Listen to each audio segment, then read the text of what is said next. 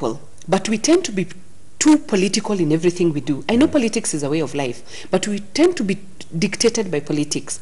Look at even the voting patterns. It have political connotations. Yes. Right now, one of the hiccups that we may find is, and a few politicians have started talking, it's as if they want to get even on the floor.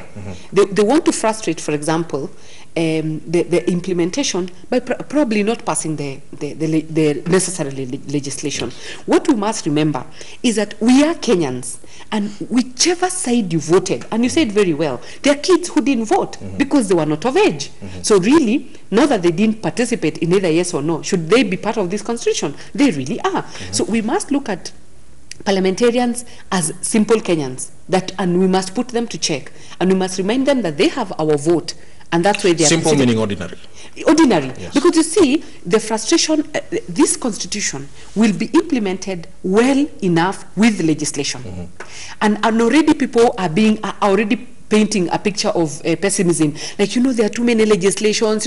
It's true, our parliamentarians are not very hardworking when it comes to the floor and passing laws, but then they ought to. And when you look at even the legislation that are required, well, we are talking about 40 something, but when you look at it, actually it's less, it's about 25, because you look at land, probably many clauses will talk about this will be affected by a legislation. So but within one chapter, there'll obviously be only one law. Is there any danger in people frustrating the implementation at that stage?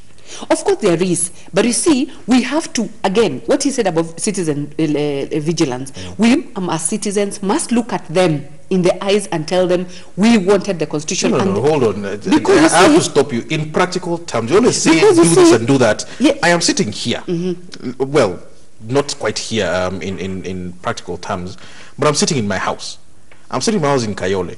I am sitting on my farm in Trans Nzoia. You're telling me look at the MP in the eye. What do you practically mean? You see, citizens, and that's where also civil society comes into play, because they have the citizens have the power. They may not be having any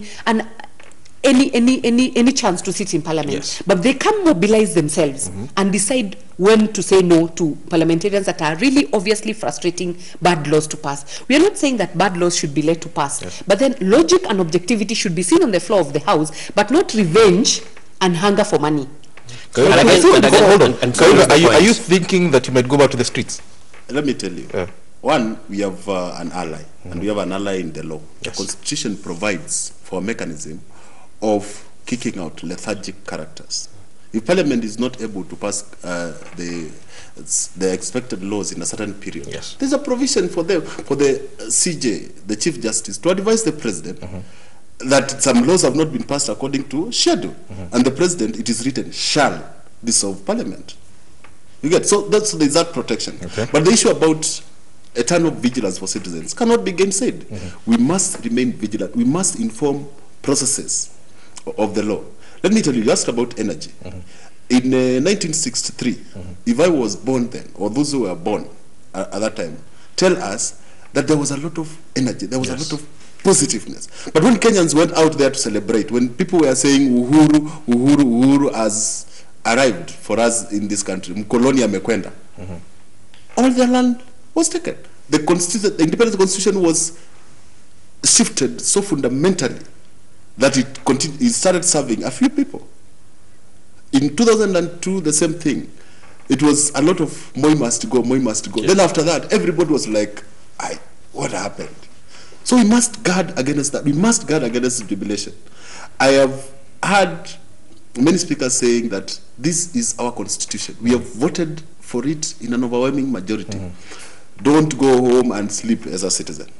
You must interact with it. You must be able to know where are we going, what are the provisions, and what is my contribution as a person. The price of freedom is eternal vigilance. I think that's what some Americans said. If you are not vigilant, our freedom, our jubilation, our joy will be stolen. Right now, I know there are people who have started drawing lists for various seats. Because they exist in our system. That this is the person that we propose for this seat and all. That is something that as citizens we must say no. That may be because I might have drawn a list with my name as senator. And on that note, let's forget all this negative talk that we have right now. Positives. What do we have to celebrate? What do you have to look forward to? It is Christmas morning, more or less, in Kenya. the presents that we are opening, what presents are we opening? Let me put it this way. One, for those of us who have had some attention to the area of fundamental rights and freedoms of all sectors of society, first of all, we have now the most comprehensive framework, I think, possibly globally, of fundamental rights and freedoms for citizens. Yes. And with every right comes a responsibility. I've always said that, and that's why I want to emphasize what Kaviwa said.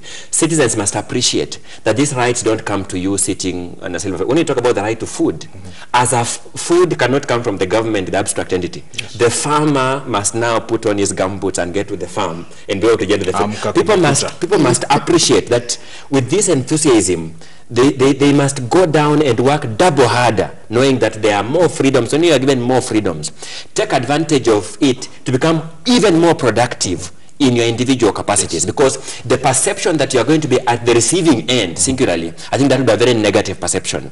The understanding of citizens is that the space has been opened to unpackage their potential, so that they must tap that potential optimally. If you are an IT specialist, go out and utilize that. Do your thing, yes. Mary, you obviously have been dying to say what the gains are for women.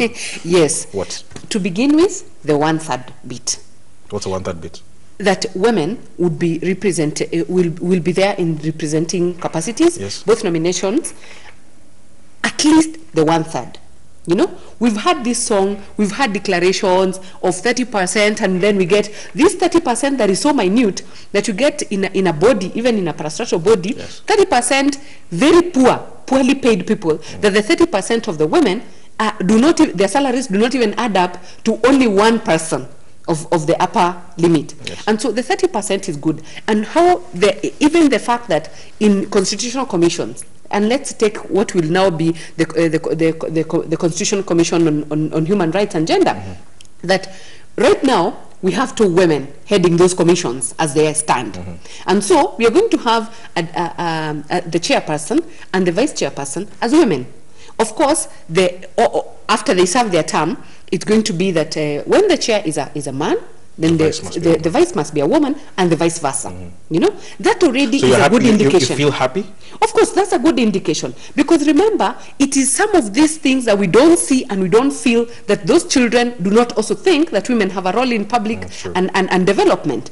But when they start seeing that the Constitution provides for it, and what now is important for women is to start engaging really hard and watching that nothing gets, because it's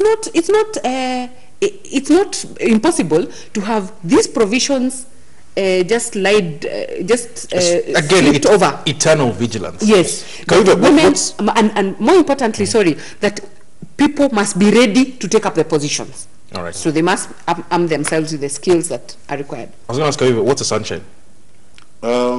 3 things for me. One, the fact that there are national values provided for, that we have a basis for engagement as a nation.